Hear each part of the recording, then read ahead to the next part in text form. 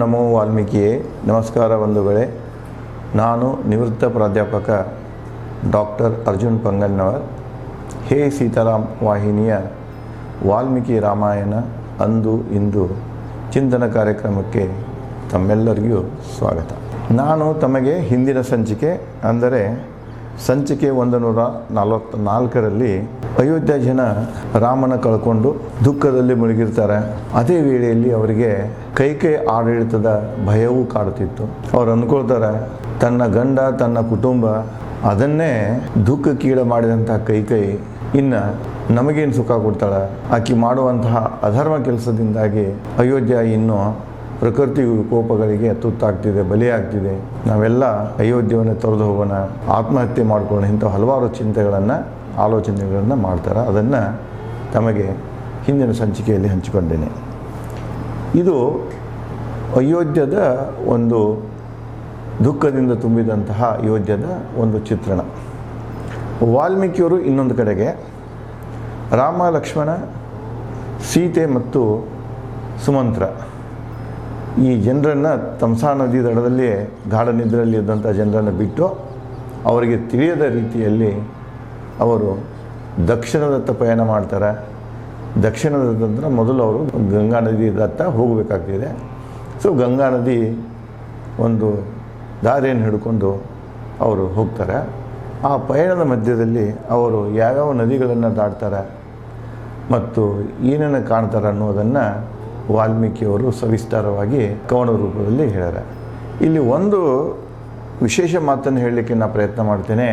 ಯಾವುದೇ ಕವಿ ಎಲ್ಲೋ ಒಂದು ಮೂಲ ಕೂತು ಅನುಭವ ಇಲ್ಲದೆ ಜಾಗ್ರಫಿಕಲ್ ಕಂಡೀಷನ್ಸ್ ಆ್ಯಂಡ್ ಭೌಗೋಳಿಕ ವಿವರಣೆ ಏನಿದೆ, ಪ್ರಕೃತಿಯ ಒಂದು ಲಕ್ಷಣಗಳೇನಿವೆ, ನದಿ ಕೊಳ್ಳಗಳೇನಿವೆ ನೋಡದೆ ಅವುಗಳನ್ನು ವರ್ಣನೆ ಮಾಡಲಿಕ್ಕೆ ಬರೋದಿಲ್ಲ. ಇಲ್ಲಿ ವಾಲ್ಮೀಕಿಯವರು ನೀಡುವಂತಹ ನದಿಗಳ ಕೊಳ್ಳಗಳ ಪ್ರದೇಶಗಳ ವರ್ಣನೆ ನೋಡಬೇಕಾಗಿದ್ದರೆ ವಾಲ್ಮೀಕಿಗೆ ಆ ಪ್ರದೇಶದ ಬಗ್ಗೆ ಸಾಕಷ್ಟು ಅನುಭವ ಇತ್ತನ್ನೋದು ಅವರ ವರ್ಣನೆಯಿಂದ, ಶಬ್ದಗಳಿಂದ ತಿಳಿದು ಬರ್ತಿದೆ. ಅವರು ರಾಮ, ಲಕ್ಷ್ಮಣ, ಸೀತೆ ತಮ್ಮ ಪಯಣವನ್ನು ಮುಂದುವರಿಸ್ತಾರೆ. ಅದನ್ನೇ ಹೇಳ್ತಾರವ್ರೆ. ಕ್ರಮಿಸಿದರು ಮುಂಜಾವಿನ ಕತ್ತಲಲ್ಲಿ ಬಹುದೂರದ ದಾರಿ. ಬಹಳ ಮುಂಜಾನೆ ಬಂದಿರ್ತಾರೆ. ಆ ಮುಂಜಾನೆ ಕತ್ತಲ್ದಾಗನ ಸೂರ್ಯೋದಯಕ್ಕಿಂತ ಮೊದಲ ಬಹಳಷ್ಟು ಅಗದಿ ವೇಗವಾಗಿ ಓಡಿಸ್ತಿರ್ತಾರೆ ಇದನ್ನು, ರಥವನ್ನು, ಸುಮಂತ್ರ. ಹೀಗಾಗಿ ಬಹಳಷ್ಟು ದೂರ ಕ್ರಮವನ್ನು ಕ್ರಮಿಸ್ತಾರೆ. ಇವತ್ತಿಂದ ಹೆಚ್ಚು ಕಡಿಮೆ ನೋಡಬೇಕಾದ್ರೆ ಈ ಅಯೋಧ್ಯೆಯಿಂದ ಇದೇನು ಗಂಗಾ ನದಿ ಇದೆ, ದಡ ಏನಿದೆ, ಅದು ಹೆಚ್ಚು ಕಡಿಮೆ 158ರಿಂದ 60 ಕಿಲೋಮೀಟ್ರ್ ಇದೆ. ಅವರು ಆಗಲೇ 25ರಿಂದ 30 ಕಿಲೋಮೀಟರ್ ತಮಸಾ ನದಿ ತನಕ ಬಂದಿರ್ತಾರೆ. ಇನ್ನೊಂದು 120-130 ಕಿಲೋಮೀಟರ್ ದಾರಿಯನ್ನು ಕ್ರಮಿಸಬೇಕಾಗಿರ್ತದೆ ಎಲ್ಲಿವರೆಗೆ, ಗಂಗಾ ನದಿ ದಡದವರೆಗೆ ತಲುಪಲಿಕ್ಕೆ. ಮುಂಜಾನೆ ಭಾಳ ದಾರಿ ಸಾಕ್ತದಂತೆ ನೀವು ಕೆಲವೊಂದು ಅನುಭವದ ಮಾತುಗಳನ್ನು ಕೇಳಿರ್ಬೋದು. ಈಗ ಹಳ್ಳಿಗಳಲ್ಲಿ ಜನ ಏನು ಮಾಡ್ತಾರೆ ಅಂದರೆ, ಮೊದಲು ನಡ್ಕೊಂಡು ಹೋಗ್ತಿದ್ರು ಅವರು. ತಮ್ಮ ಬೀಗರೂರಿಗೆ ಹೋಗ್ಬೇಕಾದ್ರೆ, ನೆರೆಹೊರೆ ಹಳ್ಳಿಗೆ ಹೋಗ್ಬೇಕಾದ್ರೆ, ಸಂತಿಗೆ ಹೋಗಬೇಕಾಗಿದ್ರೆ, ವಾರದ ಸಂತಿಗಳಿಗೆ ಹೋಗಬೇಕಾಗಿತ್ತಂದ್ರೆ ಮುಂಜಾನೆ ನಸುಕಿನಾಗ ಹೇಳ್ತಿದ್ರು ಅವರು. ಅರುಣೋದಯ ಕಾಲಕ್ಕೆ ಎದ್ದು ಅವಾಗೆಲ್ಲ ತಮ್ಗೆ ದಾರಿ ಮಧ್ಯದಲ್ಲಿ ತಿಂಡಿ ಅದು ತಗೊಳ್ಳೋ ಸಲುವಾಗಿ ನೀರು ಮತ್ತು ತಿಂಡಿ ತೊಗೊಂಡು ಏನು ಹೊರಡು ಬೀಳ್ತಿದ್ರು. ಅವಾಗ ಸೂರ್ಯೋದಯ ಆಗೋಕ್ಕಿಂತ ಮೊದಲು ಸಾಕಷ್ಟು ಅವರಿಗೆ ಹಾದಿಯನ್ನು ಕ್ರಮಿಸ್ತಿದ್ರು. ಯಾಕಂದರೆ ಅದು ತಂಪಿರ್ತಿದೆ, ಬಿಸಿಲು ಬೇಗ ಇಂಥದ್ದು ಏನೂ ಇರೋದಿಲ್ಲ ಮತ್ತು ಯಾವುದೇ ಅಡೆತಡೆಗಳನ್ನು ಇರುವುದಿಲ್ಲ. ಹೀಗಾಗಿ ದಾರಿ ಬೇಗ ಸಾಗ್ತಿದೆ.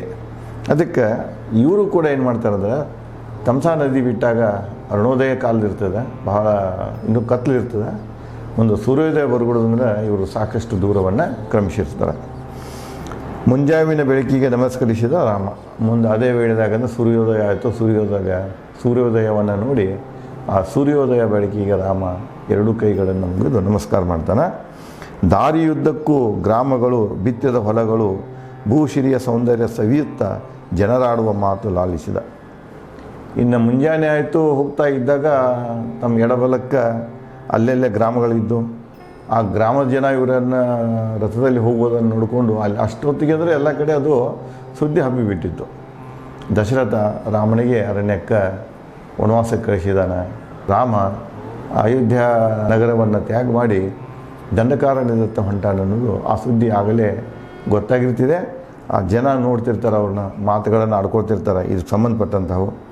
ಮುಂದೆ ಆಗಲೇ ಹೊಲ ಬಿತ್ತಿತ್ತಂದರೆ ಇದು ವರ್ಷ ಋತು ಶುರುವಾಗಿತ್ತು ಅಂದಾಗ.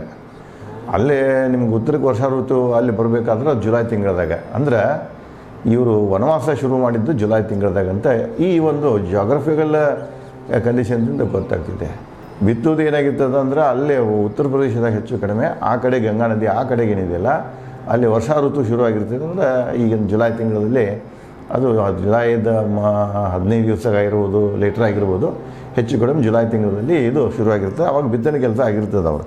ಅಂದರೆ ಇದರಿಂದ ಏನೋ ಒಂದು ಸ್ಪಷ್ಟತೆ ಆಗ್ತಿದೆ ಅಂದರೆ ರಾಮ ಅಯೋಧ್ಯವನ್ನು ತ್ಯಾಗ ಮಾಡಿ ವನವಾಸಕ್ಕೆ ಹೋಗುವಾಗ ಅಲ್ಲಿ ವರ್ಷ ಋತು ಇತ್ತು ಅಂತ ಈ ಒಂದು ವರ್ಣನೆಗಳಿಂದ ತಿಳಿದು ಬರ್ತಿದೆ. ಮುಂದೆ ಭೂಮಿ ಏನಾಗಿತ್ತಂದ್ರೆ ಬಿತ್ತಿದ ಹೊಲಗಳಿಂದ ಇನ್ನು ಸಣ್ಣ ಇದು ಹೊಡೆದಿತ್ತಲ್ಲ, ಬೆಳೆ ಇತ್ತಲ್ಲ, ಆ ಬೆಳೆಯಿಂದ ಅದು ಭೂಮಿ ಅಗದಿ ಮದುಮಗಳ ಹಂಗೆ ಶೃಂಗಾರದಿಂದ ಕಂಗೊಳಿಸ್ತಾ ಇತ್ತು. ಅದನ್ನೆಲ್ಲ ಸೌಂದರ್ಯ, ಆ ಒಂದು ಪ್ರಕೃತಿ ಸೌಂದರ್ಯವನ್ನು, ಭೂಮಿಯ ಸೌಂದರ್ಯವನ್ನು ಸವಿಯುತ್ತಾ ಜನರ ಆಡುವ ಮಾತುಗಳನ್ನು ಕೇಳುತ್ತಾ ಇವರು ರಥದಲ್ಲಿ ತಮ್ಮ ಪಯಣವನ್ನು ಮುಂದುವರಿಸಿದರು. ಜನ ಏನು ಆಡ್ತಿದ್ರು ಅಂದರೆ ಕೈಕೈಯು ಕುತಂತ್ರದಿಂದ ದಶರಥರನ್ನು ವಶಪಡಿಸಿಕೊಂಡು ರಾಮನನ್ನು ವನವಾಸಕ್ಕೆ ಕಳಿಸಿ ದುರಾಡಳಿತ ಮಾಡುವಳು. ಜನ ಹೇಳ್ತಿರ್ತಾರೆ, ನೋಡು ಹೆಣ್ಮಗಳು ಎಷ್ಟು ಒಂದು ಶೂಡದಾಳ, ದಶರಥನ ಕೈವಶ ಮಾಡ್ಕೊಂಡಾಳಕ್ಕೆ. ಕೈವಶ ಮಾಡ್ಕೊಂಡು ದಶರಥಿಗೆ ಎಂಥ ಸ್ಥಿತಿ ಐತಿ ಅಂದರೆ ಕೈಕೈ ಏನು ಹೇಳ್ತಾನೆ ಕೇಳ್ತಾ ಇದ್ದಾರೆ. ಅದನ್ನು ದುರುಪಯೋಗ ಮಾಡಿಕೊಂಡು ಅವಳೇನು ಮಾಡ್ತಾ ಇದ್ದಾಳೆ, ರಾಮನ ವನವಾಸ ಕಟ್ಟಿ ಆ ಇಡೀ ಅಯೋಧ್ಯವನ್ನು ದಶರಥನೇ ತನ್ನ ಕೈವಶ ಮಾಡಿಕೊಂಡು ತನ್ನ ದುರಾಡಳಿತವನ್ನು ಶುರು ಮಾಡ್ಯಾಳ ಅಂತ ಈ ಶಬ್ದಗಳನ್ನು ಆಡ್ತಿರ್ತಾರೆ. ಸುಖದಲ್ಲಿ ಬೆಳೆದ ಸೀತೆಗೆ ವನವಾಸದ ಕಷ್ಟ, ಎಂಥ ಆಶ್ಚರ್ಯ, ಪ್ರಿಯ ಮಗನನ್ನೇ ವನವಾಸಕ್ಕೆ ಹತ್ತಿದ ದಶರಥ. ಮತ್ತು ಇಲ್ಲಿ ಎರಡು ಬರ್ತಾವ, ಸುಖ ಸುಪ್ಪತ್ತಿನಲ್ಲಿ ಬೆಳೆದಂತಹ ಸೀತೆ ಗಂಡನ ಜೊತೆಗೆ ಏನು ಮಾಡ್ತಾಳೆ, ವನವಾಸಕ್ಕೆ ಹೊಂಟಾಳ. ಅದೊಂದು ಸಂಕೇತ. ಅದು ಗಂಡ ಎಲ್ಲೇ ಇದ್ರೂ ಸಹಿತ ಹೆಂಡತಿ ಅಲ್ಲಿರ್ತಾಳೆ. ಗಂಡನ ಸುಖ ಹೆಂಡತಿ ಸುಖ, ಗಂಡನ ದುಃಖ ಹೆಂಡತಿ, ಅಂದರೆ ಎರಡು ಶರೀರ ಒಂದೇ ಆತ್ಮ ಇದ್ದಂಗೆ, ಮತ್ತು ಒಂದನ್ನು ಬಿಟ್ಟು ಒಂದು ಇರಕ್ಕೆ ಸಾಧ್ಯ ಇಲ್ಲ. ಅದಕ್ಕೆ ಇಂತಹ ಒಂದು ಸುಖದ ಸುಪ್ಪತ್ತಿನಲ್ಲಿ ಬೆಳೆದಂತಹ ಈ ಹೆಣ್ಮಗಳು ಕೂಡ ಗಂಡನೊಂದಿಗೆ ಕಷ್ಟಗಳನ್ನು ಅನುಭವಿಸ್ಲಿಕ್ಕೆ ಹೊಂಟಾಳ ಅಂತ ಮಾತಾಡ್ತಿರ್ತಾರೆ. ಮುಂದೆ ಎಂಥ ಆಶ್ಚರ್ಯ, ಪ್ರಿಯ ಮಗನನ್ನೇ ವನವಾಸಕ್ಕೆ ಕಟ್ಟಿದ ದಶರಥ ರಾಮನ ಭಾಳ ಪ್ರೀತಿ ಮಾಡ್ತಿದ್ದ. ಏನು ಅಂತಹ ಒಂದು ಪ್ರಿಯ ಮಗನನ್ನೇ, ತನಗೆ ಅತಿ ಆತ್ಮೀಯಾದಂಥ ಹಿರಿಮಗನನ್ನು ಇವು ಅರಣ್ಯಕ್ಕೆ ಕಟ್ಟಿದಾನಂದ್ರೆ ಏನಿದು ಆಶ್ಚರ್ಯಕರ ಅಂತ ಮಾತಾಡ್ತಿರ್ತಾರೆ. ಹೀಗೆ ಅಂತಿರ್ತಾರೆ. ಜನರ ಮಾತುಗಳನ್ನು ಕೇಳುತ್ತಾ ರಾಮ ಲಕ್ಷ್ಮಣ ಸೀತೆ ಕೋಸಲ ರಾಜ್ಯದ ಸೀಮೆಯನ್ನು ಹೀಗೆ ಮಾತಾಡ್ಕೊಂಡು ಹೊಂಟಿರ್ತಾರೆ. ಕೋಸಲ ರಾಜ್ಯದ ಸೀಮೆ ದಾಟಿ ಬಿಡ್ತಾರೆ. ಅಂದರೆ ಅಲ್ಲಿಗೆ ಕೋಸಲ ರಾಜ್ಯದ ಸೀಮೆ ಎಂಡ್ ಆಗ್ತದೆ, ಬಾರ್ಡ್ರ್ ಎಂಡ್ ಆಗ್ತದೆ. ಮುಂದೆ ಅಲ್ಲಿ ನೆಕ್ಸ್ಟ್ ಸೀಮೆ ಯಾವುದು ಬರ್ತಿದೆ ಅಂದರೆ ಗಂಗಾ ನದಿಯ ಒಂದು ಪ್ರದೇಶ ರಾಜ್ಯ, ಯಾವ್ದಂದ್ರೆ ಗುಹಾ ರಾಜ್ಯ ಇರ್ತದೆ. ಅಲ್ಲಿ ವ್ಯಾದ ಅಂದರೆ ಬೇಡರ ಒಂದು ರಾಜ್ಯ ಇರ್ತದೆ. ಆ ಒಂದು ರಾಜ್ಯವನ್ನು ಇವರ ಪ್ರವೇಶಿಸ್ತಾರೆ. ಮುಂದೆ ಇಲ್ಲಿ ನೋಡಿ ಕೆಲವೊಂದು ನದಿಗಳನ್ನು ದಾಟ್ತಾರೆ. ಆ ನದಿಗಳು ಇವತ್ತೂ ಅದಾವ. ನೀವು ಒಂದು ವೇಳೆ ನನಗೆ ಅನುಭವ ಇದೆ, ನೀವು ಏನಾದರೂ ಅಲ್ಲಿ ಉತ್ತರಕ್ಕೆ ಯಾತ್ರೆ ಹೋಗಿದ್ರಿ ಅಂದ್ರೆ ಪ್ರಯಾಗರಾಜದಿಂದ ನೀವು ಅಯೋಧ್ಯೆಗೆ ಹೋಗಬೇಕಾಗಿತ್ತಂದ್ರೆ ಈಗೇನು ವಾಲ್ಮೀಕಿಯವರು ಬರಿತಾ ಹೋಗ್ತಾರಲ್ಲ ನದಿಗಳ ಹೆಸರುಗಳನ್ನು, ಅವು ಎಲ್ಲ ನದಿಗಳ ನಿಮಗೆ ದರ್ಶನ ಆಗ್ತಿದೆ. ಆ ಸಂಪೂರ್ಣ ಪ್ರದೇಶದ ದರ್ಶನ ಆಗ್ತಿದೆ. ಅಲ್ಲಿ ಇರುವಂಥ ಗಿಡಮರ ಸಸ್ಯವರ್ಗಗಳೇನಿವೆ ಕೆಲವೊಂದು ನಾಶ ಆಗಿ ಹೋಗಿರ್ಬೋದು, ಮತ್ತು ಇಲ್ಲಿ ಕೆಲವೊಂದು ಬದಲಾವಣೆ ಆಗಿರಬೇಕು. ಯಾಕಂದರೆ ಪ್ರಕೃತಿದು ಒಂದೇ ಉಳಿದಿಲ್ಲ. ಅಲ್ಲಿನ ಭೂಕಂಪ ಆಗ್ತಿರ್ತಾವೆ, ಅವು ಹಾಕ್ತಿರ್ತಾವೆ, ಅಲ್ಪ ಪುಟ್ಟ ಬದಲಾವಣೆಗಳು ಆಗ್ತಿರ್ತಾವೆ. ಬಟ್ ಆದರೂ ಕೂಡ ಕೆಲವೊಂದು ಇನ್ನೂ ಕುರುಹಗಳು ವಾಲ್ಮೀಕಿಯವರು ಯಾವ ರೀತಿ ತಮ್ಮ ರಾಮಾಯಣದಲ್ಲಿ ಬರ್ತಾರೆ, ಅಲ್ಲಿ ಒಂದು ಜಾಗ್ರಫಿಕಲ್ ಕಂಡೀಷನ್ಸನ್ನು ಅದು ಇವತ್ತೂ ನಮಗೆ ನೋಡಲಿಕ್ಕೆ ಸಿಗ್ತದೆ. ಈ ನದಿಗಳು ನಮಗೆ ದರ್ಶನವಾಗ್ತವೆ. ಕೋಸಲ ರಾಜ್ಯದ ಸೀಮೆಯನ್ನು ದಾಟಿದರು. ಸೀಮೆ ದಾಟಿದ ಕೂಡಲೇ ಅವರಿಗೆ ಮೊದಲೇ ನದಿ ಯಾವುದು ಬರ್ತದೆ ಅಂದರೆ ವೇದಶ್ರುತಿ ನದಿ ಬರ್ತದೆ. ಅಲ್ಲಿ ವೇದಶ್ರುತಿ ನದಿ ದಾಟಿದರು. ಅಗಸ್ತ್ಯ ಮುನಿ ವಾಸ್ತವ್ಯ ಮುಖವಾಗಿ ಸಾಗಿದರು. ಅಗಸ್ತ್ಯ ಮುನಿ ವಾಸ್ತವ್ಯ ಮುಖವಾಗಿ ಅಂತ ದಕ್ಷಿಣದತ್ತ, ಅಗಸ್ತ್ಯ ಮುನಿ ದಕ್ಷಿಣದತ್ತ ಇರ್ತಾರೆ. ದಕ್ಷಿಣದತ್ತ ಮುಖವಾಗಿ ತಮ್ಮ ಇದನ್ನು ರಥವನ್ನು ಸಾಗಿಸ್ತಾರೆ. ಸಾಗುತ್ತಾ ಗೋಮತಿ ನದಿ ಕಂಡರು. ಮುಂದೆ ವೇದಶ್ರುತಿ ನದಿಯನ್ನು ದಾಟಿದ ತಕ್ಷಣ ನೆಕ್ಸ್ಟ್ ನದಿ, ಇವು ಉಪನದಿಗಳಿವು. ಮುಂದೆ ಅದಕ್ಕಿಂತ ಸ್ವಲ್ಪ ದೊಡ್ಡ ನದಿ ಯಾವುದಂದ್ರೆ ಗೋಮತಿ ನದಿ. ಗೋಮತಿ ನದಿ ಅಂದರೆ ಇವತ್ತಿಂದ ಏನು ಲಖನೌ ನಗರ ಇದೆ, ಓಲ್ಡೆಸ್ಟ್ ಸಿಟಿ ಅದು. ಭಾರತದ ಅತಿ ಪ್ರಾಚೀನ ಸಿಟಿ ಅಂದರೆ ಲಖನೌ. ಅಲ್ಲಿ ಸೀತಾಪುರ ಅಲ್ಲಿ ಸಮೀಪ ಆಗ್ತಿದೆ, ಯಾವುದೋ ಅಯೋಧ್ಯ. ಅಯೋಧ್ಯ, ಸೀತಾಪುರ, ಲಖನೌ. ಅಲ್ಲಿ ಕೆಲವೊಂದು ಬೋರ್ಡ್ಗಳನ್ನು ನೋಡಿದ್ವಿ ನಾವು. ಏನಂದರೆ ರಾಮ ಸೀತೆ ಲಕ್ಷ್ಮಣನ ಕರ್ಕೊಂಡ ಅರಣ್ಯಕ್ಕೆ ಹೋಗೋ ಕಾಲಕ್ಕೆ ಇದೇ ಮಾರ್ಗವಾಗಿ ಹೋಗಿದ್ದ ಅಂತ ಹೇಳಿ ಕೆಲವೊಂದು ಬೋರ್ಡ್ಗಳನ್ನು ಹಾಕಿದ್ರಲ್ಲಿ. ಯಾವುದೋ ಈ ಗೋಮತಿ ನದಿ ದಡದ ಮೇಲೆ. ಮುಂದೆ ಕಂಡರು ದನಕರಗಳಿಂದ ತುಂಬಿದ ದಡಗಳು, ಶುದ್ಧ ನೀರು ಸಮುದ್ರದತ್ತ ಹರಿಯುತ್ತಿತ್ತು. ಇದು ಉಪನದಿ, ನದಿ ಅದರದ್ದು ಗಂಗಾದ ಉಪನದಿ ಇದೆ. ಯಾವುದೋ ಗೋಮತಿ, ಅದು ದೊಡ್ಡದಿದೆ. ಮುಂದೆ ಅದರದ ದಡದ ಎಡಕ್ಕ ಬಲಕ್ಕ ಏನು ಮಾಡ್ತಿದ್ರು, ಎರಡು ದಡದಲ್ಲಿ ಸಾಕಷ್ಟು ದನಕರಗಳು ಮೇಯ್ತಿರ್ತಾವೆ. ಈ ಒಂದು ದೃಶ್ಯವನ್ನು ನೋಡ್ತಿರ್ತಾರೆ. ಆ ನದಿನೂ ಹೋಗಿ ಗಂಗಾ ನದಿ ಸೇರ್ತಿದೆ. ಅಲ್ಲಿ ಒಂದು ಕಲ್ಪನೆ ಬರ್ತಿದೆ ಅವರು, ಗಂಗಾ ನದಿ ಸೇರಿದ ಮುಂದೆ ಏನಿತ್ತಿಲ್ಲ ಸಮುದ್ರ ಅಂತ. ಅದರ ಮುಂದಿನ ವರ್ಣನೆಗಳಿಲ್ಲ, ಆ ಕಡೆ ಸಮುದ್ರ ಅಂತ ತಿಳ್ಕೊಂಡು ಬಿಡ್ತಾರೆ ಅವರು. ಯಾಕಂದರೆ ಅಲ್ಲಿ ನದಿ ದೊಡ್ಡದಾಗಲಾಕೋತ ಹೋಗ್ತಿದೆ. ಮುಂದೆ ತೆಪ್ಪಗಳ ಸಹಾಯದಿಂದ ರಥದೊಂದಿಗೆ ಗೋಮತಿ ನದಿ ದಾಟಿದರು. ಇನ್ನು ಗೋಮತಿ ನದಿ ದೊಡ್ಡದಿದೆ, ಅದನ್ನು ದಾಟಬೇಕಾಗಿತ್ತಂದ್ರೆ ಅಲ್ಲೇ ತೆಪ್ಪಗಳಿಂದ ತಾವೇ ತಯಾರು ಮಾಡ್ತಾರೆ. ತೇಲುವ ಮರಗಳ ಗೊತ್ತಿತ್ತು ಅವರಿಗೆ, ಅವನ್ನೆಲ್ಲ ಕಟ್ ಮಾಡ್ಕೋತಾರೆ, ಅದನ್ನು ಬಳ್ಳಿಯಿಂದ ಕಟ್ಕೊಳ್ತಾರೆ. ತಮ್ಮ ರಥ ತಾವು 4 ಜನ ಸೇರಿಕೊಂಡು ತೆಪ್ಪದ ಸಹಾಯದಿಂದ ಗೋಮತಿ ನದಿಯನ್ನು ದಾಟ್ತಾರೆ. ದೀರ್ಘ ಸಮಯದ ಪ್ರಯಾಣದ ಬಳಿಕ ಅಲ್ಲಿಂದ ಗೋಮತಿ ನದಿ ದಾಟ್ತಾರೆ. ಮುಂದೆ ದಾರಿಯನ್ನು ಕ್ರಮಿಸ್ತಾ ಬಂದುಬಿಡ್ತಾರೆ. ಬಹಳಷ್ಟು ಟೈಮ್ ತೊಗೊಳ್ತದೆ ಅದು. ಮುಂದೆ ಸ್ಯಾಂಡಿಕಾ ನದಿ ಅಂತ ಬರ್ತಿದೆ. ಆ ಸ್ಯಾಂಡಿಕಾ ನದಿಗೆ ಬರ್ತಾರೆ.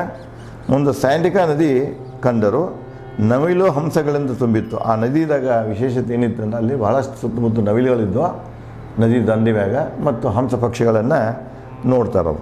ಸ್ಯಾಂಡಿಕಾ ನದಿ ದಾಟುವ ವೇಳೆ ಸೀತೆಗೆ ರಾಮ ಕೋಸಲ ರಾಜ್ಯದ ದಕ್ಷಿಣ ಗಡಿಯನ್ನು ತೋರಿಸೋಣ. ಆ ಸ್ಯಾಂಡಿಕಾ ನದಿ ಏನಿದೆಯಲ್ಲ, ಕೋಸಲ ರಾಜ್ಯದ ದಕ್ಷಿಣದ ಗಡಿ ಅದು. ಅದಕ್ಕೆ ಅಲ್ಲಿ ಅವೇನು ಮಾಡ್ತಾನೆ, ನೋಡು ಕೋಸಲ ರಾಜ್ಯದ ದಕ್ಷಿಣ ಗಡಿ ಇಲ್ಲಿಗೆ ಮುಗಿತಿದೆ ಅಂತ ಹೇಳಿ ಆ ನದಿ ತೋರಿಸುವುದರ ಜೊತೆಗೆ ಕೋಸಲ ರಾಜ್ಯದ ಅಯೋಧ್ಯ ರಾಜ್ಯದ ದಕ್ಷಿಣದ ಗಡಿ ಭಾಗವನ್ನು ತೋರಿಸ್ತಾನೆ. ಹಂಸಕಂಠದ ಪುರುಷೋತ್ತಮ ರಾಮನ ಧ್ವನಿ ಹೆಂಗಿತ್ತಂದ್ರೆ ಹಂಸ ಇತ್ತು. ಹಂಸದ್ದೇನು ಧ್ವನಿ ಇರ್ತದಲ್ಲ, ಆ ಧ್ವನಿಯಾಗಿ ಇಂಚರ ಅಗದಿ ಇದರವಾಗಿ ಮಧುರವಾಗಿ ಬರ್ತಿತ್ತು ಅವ್ರ ಧ್ವನಿ. ನದಿ ದಾಟಿದ ಬಳಿಕ ಸುಮಂತ್ರನಿಗೆ ರಥದಲ್ಲಿ ಸಾಗುತ್ತಾ ನುಡಿದನು. ನದಿ ದಾಟ್ತಾರೆ.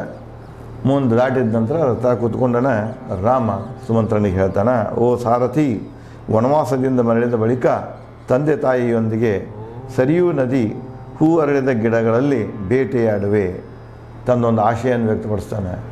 ನೋಡು, ನಾವು 14 ವರ್ಷ ಮುಗಿಸ್ಕೊಂಡು ಬಂದ ನಂತರ ತಂದೆ ತಾಯಿ ಆಶೀರ್ವಾದ ತಗೊಂಡು ನಾವು ಅವ್ರ ಜೊತೆಗೆ ಈ ಪ್ರದೇಶದಲ್ಲಿ ಬೇಟೆ ಆಡಲಿಕ್ಕೆ ಬರ್ತೇನೆ. ಅಂದರೆ ಅಲ್ಲಿ ಚಿಗರಿಗಳದ ಹಲವಾರು ಪ್ರಭೇದಗಳ ಜಾತಿಗಳ ಚಿಗರಿಗಳು ಇರ್ತಿದ್ವು. ಆ ಬೇಟೆಯದ್ದ ಬಗ್ಗೆ ತನ್ನ ಆಶೆಯನ್ನು ಹೇಳ್ಕೊಳ್ತಾನೆ. ನಾವು ಬಂದ ನಂತರ ಇಲ್ಲಿ ಬೇಟೆಯನ್ನು ಆಡೋಣ ಅಂತ ಹೇಳ್ತಾನೆ. ಅಲ್ಲಿ ನೋಡಿ, ಬೇಟೆ ಆಡುವಾಗ ಹೇಳ್ತಾನೆ, ಬೇಟೆಯ ಅತಿ ಆಶೆ ಇಲ್ಲ. ಅತಿ ಆಶೆ ಇಲ್ಲ ನನಗೆ ಬೇಟೆ. ಮತ್ತು ಇಲ್ಲಿ ಬೇಟೆ ಆಡೋಣ ಬಂದ ಕೂಡಲೇ ನಾವು ಮನೋರಂಜನೆಗಾಗಿ ಇದಕ್ಕಾಗಿ ಇಂಥದ್ದಿಲ್ಲ, ಅತಿ ಆಶೆ ಇಲ್ಲ ನನಗೆ ಬೇಟೆದಂತ ಹೇಳ್ಕೊತಾನೆ. ನನಗೆ ಅದು ಮುನಿಗಳಿಂದ ಸಮ್ಮತಿ ಪಡೆದು ಮನೋರಂಜನೆ ಆಟ. ನಾನು ಬೇಟೆ ಆಡೋಕ್ಕೆ ಬರಬೇಕಾಗಿತ್ತಂದ್ರೆ ಅದು ಏನೋ ಅದ್ರದ್ದು ಇದು ತೊಗೊಳ್ಬೇಕು, ಅದು ಮಾಡ್ಬೇಕು, ಇಂಥ ಏನು ದುಡ್ಡು ಗಳಿಸ್ಬೇಕು, ಸಂಪತ್ತು ಇದಿಲ್ಲ ನನಗೆ ಆಸೆ. ಏನೋ ಒಂದು ಮನಸ್ಸಿನ ಒಂದು ರಂಜನೆಗಾಗಿ ಅದು ನಾನು ಬೇಟೆ ಆಡೋದು ಹೆಂಗಂದ್ರೆ ಅಲ್ಲಿ ಇರುವಂಥ ಅರಣ್ಯದಲ್ಲಿರುವಂಥ ಋಷಿ ಮುನಿಗಳ ಅನುಮತಿಯನ್ನು ಕೇಳಬೇಕು, ನಾನು ಪರ್ಮಿಷನ್ ತೊಗೊಳ್ಬೇಕು. ಈಗ ಹೆಂಗೆ ಅರಣ್ಯದಾಗ ಬೇಟೆ ಆಡೋದು ನಿಷೇಧ ಇದೆ. ಅರಣ್ಯ ಬೇಟೆ ಆಡಬೇಕಾಗಿತ್ತು ಅಂದರೆ ಸರ್ಕಾರ ಪರ್ಮಿಷನ್ ಅಂತೂ ಕೊಡೋದಿಲ್ಲ ಈಗ. ಯಾಕಂದರೆ ಭಾಳಷ್ಟು ಇವೇನಂದರೆ ಜೀವರಾಶಿಗಳೆಲ್ಲ ಏನಾಗ್ತದೆ ನಶಿಸಿ ಹೋಗ್ತಾವ. ಇವತ್ತು ಸರ್ಕಾರ ಏನು ಮಾಡ್ತಾ ಇದೆ ಅಂದರೆ ವನ್ಯಜೀವಿಗಳಿಗೆ ಒಂದು ರಕ್ಷಣೆ ಕೊಡ್ತಾ ಇದೆ. ಆದರೂ ಕೂಡ ಈ ಕಳ್ಳ ಜನ ಇರ್ತಾರೆ, ಅವರು ಬೇಟೆಗಳನ್ನು ಮಾಡ್ತಿರ್ತಾರೆ. ಸಿಕ್ಕಾಗ ಮಾತ್ರ ಅವ್ರನ್ನ ಜೈಲು ಕಟ್ತಿರ್ತಾರೆ, ಸಿಗಲಿಲ್ಲ ಅಂದರೆ ದಾಟ್ಕೊಂಡು ಹೋಗ್ತಾರೆ. ಇನ್ನು ಮತ್ತು ಭಾಳಷ್ಟು ಏನು ಹುದ್ದೆಗಳಲ್ಲಿ ಇರ್ತಾರಲ್ಲ, ಈ ಮಿನಿಸ್ಟರ್ ಆಗಿರ್ತಾರೆ, ಅದಾಗಿರ್ತಾರೆ, ಇದಾಗಿರ್ತಾರೆ, ಹೌದು ಅಧಿಕಾರ ದುರುಪಯೋಗ ಮಾಡಿಕೊಂಡು ಅದನ್ನು ಗೊತ್ತಿಲ್ಲದೆ ಬೇಟೆಯಾಡುವಂಥ ಬಹಳಷ್ಟು ಕಹಿ ಸುದ್ದಿಗಳು ಸಹಿತ ಆಗಾಗ ಕಿವಿಗೆ ಬೀಳ್ತಿರ್ತಾವೆ, ಓದಕ್ಕೆ ಸಿಗ್ತಿರ್ತಾವೆ. ಇಲ್ಲಿ ಯಾರೇ ಬೇಟೆಯನ್ನು ಮಾಡಬೇಕಾಗಿತ್ತಂದ್ರೆ, ಬೇಟೆ ಆಡಬೇಕಾಗಿತ್ತಂದ್ರೆ ಅಲ್ಲಿ ಇರುವಂಥ ಋಷಿ ಮುನಿಗಳ ಅಪ್ಪಣೆ ಪಡೆದೇ ಬೇಟೆ ಆಡಬೇಕಾಗ್ತದೆ. ರಾಮ ಕೂಡ ಅದನ್ನೇ ಹೇಳ್ತಾನೆ, ನಾವು ಸಮ್ಮತಿ ತಗೊಂಡು ನಾನು ಬೇಟೆ ಆಡ್ತೀನಿ. ದಾರಿಯುದ್ದಕ್ಕೂ ಸಾರಥಿಯೊಂದಿಗೆ ಮಾತಾಡುತ್ತಾ ಸಾಗಿದ ರಾಮನು ಸೀತೆ ಲಕ್ಷ್ಮಣರೊಂದಿಗೆ ಇದೇ ಇವನ ವಿಚಾರಗಳನ್ನು ಸಾರಥಿಯೊಂದಿಗೆ ಮಾತಾಡ್ತಾ ಅವರು ತಮ್ಮ ದಾರಿಯನ್ನು ಮುಂದುವರಿಸ್ತಾರೆ. ಇನ್ನು ಗಂಗಾ ನದಿ ಸಮೀಪವರ್ತಲೇ ಅಥವಾ ಗಂಗಾ ನದಿಯಲ್ಲಿ ಏನು ಕಾಣ್ತಾರೆ, ಗಂಗಾ ನದಿ ಸುತ್ತಮುತ್ತ ಏನು ಕಾಣ್ತಾರೆ ಅನ್ನೋದನ್ನು, ಅಲ್ಲಿ ಬರುವಂಥ ವಿಚಾರಗಳನ್ನು, ವಾಲ್ಮೀಕಿಯವರ ವಿವರಣೆಯನ್ನು ನಾನು ತಮಗೆ ಮುಂದಿನ ಸಂಚಿಕೆಯಲ್ಲಿ ಹಂಚಿಕೊಡುತ್ತೇನೆ. ಧನ್ಯವಾದಗಳು.